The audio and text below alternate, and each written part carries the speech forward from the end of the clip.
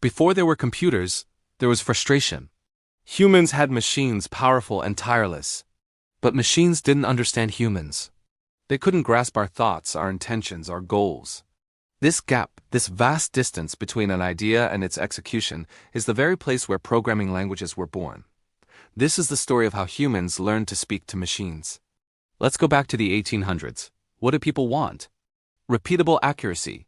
Factories were booming, and they needed machines that wouldn't get tired, machines that could perform the same task perfectly, over and over again. The problem was, these machines only understood exact physical instructions. Then, in 1801, a breakthrough. Joseph Marie Jacquard invented a loom controlled by a series of punched cards. It was a simple, genius idea. Each hole in the card represented a choice. Do this or don't do that. Lift this thread, lower that one. This wasn't code as we know it today, but it was the first glimmer of a revolutionary concept, that machines could follow symbolic instructions.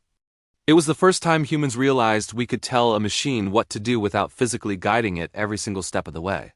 Fast forward to the 1830s and a new problem emerges, driven by a man named Charles Babbage. Calculations, especially complex ones for science and navigation, were painfully slow and riddled with human error. Babbage envisioned a magnificent machine, an analytical engine, that could not only calculate but also store numbers, follow a sequence of steps, and even make decisions based on the results. It was a computer, a century before its time. But it was his collaborator, Ada Lovelace, who asked the truly mind-bending question. She looked beyond the numbers and saw a deeper potential. She asked, what if a machine could follow not just a calculation, but an entire process? What if it could manipulate symbols representing music or art or anything else? She then wrote down the world's first algorithm, a step-by-step process designed for Babbage's theoretical machine. This was the true birth of the idea of a programming language, a way to describe a thought process for a machine to follow, even though the machine itself didn't exist yet. Now let's jump to the 1940s. The world is at war. The theoretical becomes a harsh reality. The Allied forces desperately needed to break enemy codes, calculate missile trajectories, and manage massive logistical operations. Lives depended on speed and accuracy. The first electronic computers were built to meet this demand, but there was a huge problem. These early computers, like ENIAC, only understood the most basic language possible, the flow of electricity, on or off, 1 or 0. To program them, humans had to physically rewire panels and flip thousands of switches. You didn't write code, you configured hardware. To get the machine to do what you wanted, you had to think like a machine. It was slow, tedious, and incredibly painful. And this pain, this frustration of forcing the human mind into a binary box, triggered a rebellion. By the 1950s, the gap between human thought and machine language had become a chasm. Think about it. We humans think in concepts, patterns, mathematical formulas, and rich language. We see the big picture. Machines, on the other hand, only think in bits and instructions. 0, 1, add, move, store. The gap was just too wide. It was holding back progress. And then came the breakthrough thought. One idea that changed everything. What if we stop trying to think like machines? What if we build a translator? What if we let the machine do the hard work of converting our ideas into its own language? This single question completely altered the course of technological history. This led directly to the first revolution, FORTRAN, created in 1957 by a team at IBM led by John Backus. FORTRAN stands for Formula Translation, and that's exactly what it did. Scientists were wasting precious time writing painfully low-level machine instructions for their calculations. Backus imagined a better way. Let scientists write math formulas, just like they do on paper. Let the machine worry about the execution. With FORTRAN, you could write something that looked like algebra, and a program called a compiler would translate it into the thousands of machine instructions required to get the answer. For the very first time, humans could write their ideas, and the machine handled the tedious details. But scientists weren't the only ones who needed computers. The world of business had a completely different set of desires. They didn't need blazing fast calculations. They needed readable logic, long-term stability, and code that could be understood by non-technical managers. This need gave birth to COBOL in 1959, heavily influenced by the legendary Grace Hopper. She believed that code should be self-documenting. If people could read it and understand it, they could trust it. COBOL code was designed to look like plain English. It was born from a need for trust and clarity, not raw speed. At the same time, another group of scientists had a completely different dream. They weren't interested in making machines faster. They wanted to make them smarter. In 1958, John McCarthy at MIT created LISP. He believed that human intelligence and reasoning could be described and manipulated symbolically. LISP wasn't about telling a machine a list of instructions to follow. It was about giving it a set of rules for thinking. Its core data structure was the list, hence the name LISP. This is the moment programming crossed over into the realm of artificial intelligence, laying the groundwork for AI as we know it today.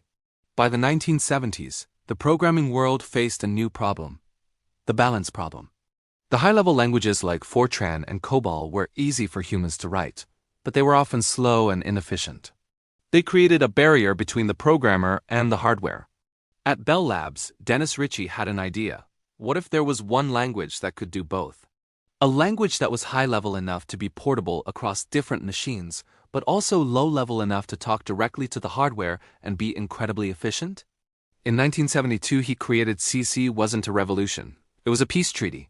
It became the bridge between the world of high-level ideas and the world of low-level machine reality, a universal language for building everything from operating systems to applications. Then, in the 1990s, everything changed. The world got connected. The internet exploded, and with it came a whole new set of human desires. We didn't just want to calculate or manage data. We wanted to communicate. The internet demanded speed, interactivity, and massive scalability. This explosion of new needs led to a Cambrian explosion of new languages. JavaScript was created in just 10 days to make static web pages come alive, to make them interactive. Java was created with the promise of write once, run anywhere, allowing software to be portable across the vast, diverse ecosystem of the web. Each language was a unique tool, forged for a specific need in this new, connected world. As we moved into the new millennium, a new kind of pain emerged: complexity. Software had become enormous and incredibly difficult to manage. The mental load on programmers was staggering. This is where Python, created back in 1991 by Guido van Rossum, truly found its moment and won the hearts of millions. Van Rossum's goal was simple: programmer happiness. He wanted a language that reads like plain English, that reduces mental clutter, and that is just plain fun to write. Python's emphasis on simplicity and readability dramatically lowered the barrier to entry. It changed who could become a programmer, welcoming people from science, data analysis, and countless other fields into the world of code. Simplicity won. And that brings us to today, from 2020 to the near future. We've hit a new wall. The complexity of our systems, from global AI models to vast cloud infrastructures, has begun to exceed the limits of human cognition. And so the newest idea is taking hold. An idea that represents the final shift in our relationship with machines. What if we stop telling the machine asterisk how asterisk to do something, and simply focus on asterisk what asterisk we want to achieve? AI-powered tools are now beginning to translate human intent directly into code. You describe the goal, and the AI writes the program. Programming languages still exist, of course, but their role is changing once again. They are becoming the intermediate language between human intent and AI generation. When you look back at this incredible journey, you realize a final truth. The story of programming languages was never really about the machines. It was always about us. They were created because humans wanted control over their tools. They evolved because humans demanded clarity and understanding. They multiplied because humans wanted to reduce error and work more efficiently. Each language, from the holes in Jacquard's cards to the AI prompts of today, is a human thought, a human need, frozen in time.